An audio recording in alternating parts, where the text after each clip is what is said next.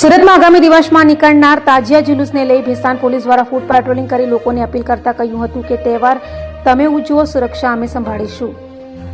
સુરતમાં કાયદો અને વ્યવસ્થાની સ્થિતિ જાળવી રાખવા માટે પોલીસ સતત પેટ્રોલિંગ અને ચેકિંગ કરી રહી છે। ત્યારે આગામી દિવસમાં આવનાર મોહરમ પર્વના જુલુસને લઈ સુરતની ભેસ્તાન પોલીસ દ્વારા ફૂટ પેટ્રોલિંગ હાથ ધરાયું હતું। પોલીસને જણાવ્યું છે કે તમે તહેવાર ઉજવો, સુરક્ષા અમે સંભાળીશું।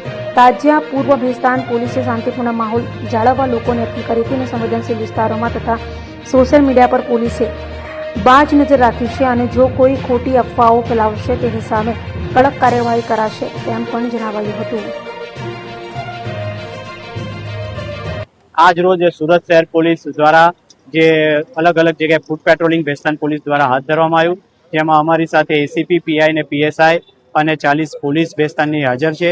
અત્યારે જે આ ફૂટ પેટ્રોલિંગ કર્યું અને જે પ્રજામાં વિશ્વાસનો માહોલ બને એટલા માટે કરવામાં આવ્યું। અત્યારે અલગ અલગ અમે 5 જગ્યાએ તાજિયાની વિઝિટ કરી છે, તાજિયાના સંચાલકોને મળ્યા છે, તેમને સમજ કરી છે કે જુમ્માના દિવસે, શુક્રવારના દિવસે જેમ બને એમ જલ્દી તાજિયા નીકળે એ માટે એમને સલાહ સૂચન આપવામાં આવ્યું છે। આ ઉપરાંત કોઈ રસ્તામાં નડતરરૂપ વાયર હોય, કોઈ ઝાડને ટ્રીમિંગ કરવાની જરૂર હોય તો અમારું ધ્યાન દોરવા પણ કહ્યું છે, તથા રોડ છે તો રોડ પર કોઈ ખાડો હોય તો પણ અમને ધ્યાન દોરવાનું કીધું છે કે જેથી અમે એસએમસી સાથે સંકલન કરી આ બાબતનું નિરાકરણ લાવી શકીએ।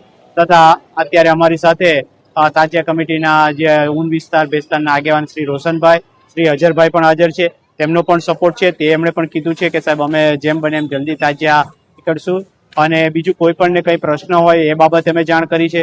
કોઈ ગેરસમજ ફેલાવતી અફવા સોશિયલ મીડિયામાં હોય તો પણ અમારું ધ્યાન દોરવા માટે પણ એમને સમજ કરવામાં આવી છે।